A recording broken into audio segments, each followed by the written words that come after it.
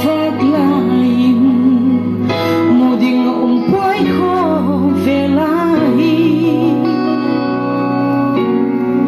ko velnop nanu sia ka hol pating lalpamal som nagsu ahong kilang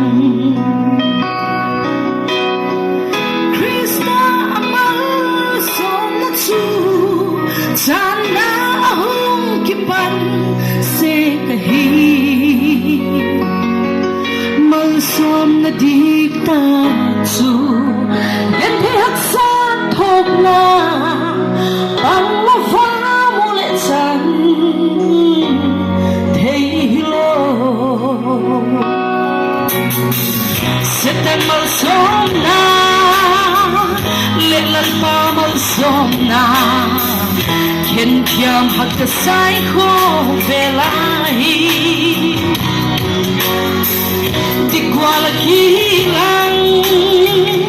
maladik lahilo atam talo enal pa e pui Krista apal som na chu sana hong kipan sehi som na dikta su yan te haksa thok na ang wafa mo na chan hey hilo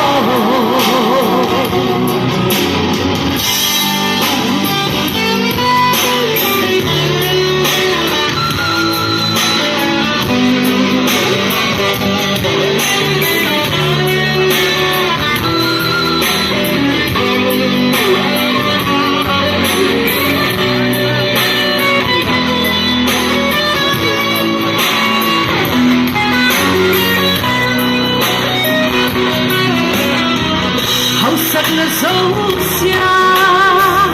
himal som na ahi lim le ki pak na le mal som na male krista pang lo mal som na chun hum ko tuang ki pak na ating zo bua krista amal som na chu sana hong ipan se kahi mal som na dikta chu yan te haksa thok na pang wafa mo le chan hey hilo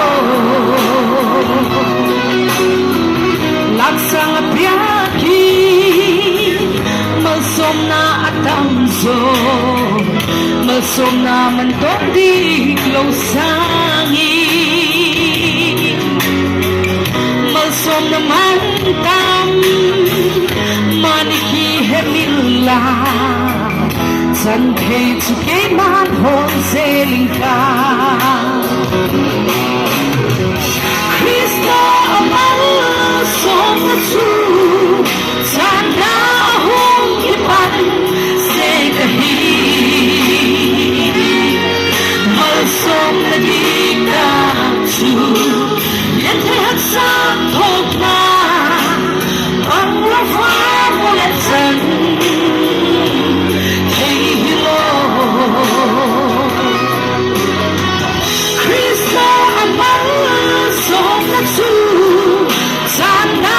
hong kipan se kahi malsom na dikta chu yan te haksa thok na bang wafa mule chan hey hilo mule chan hey hilo kaki pakai mau palo kena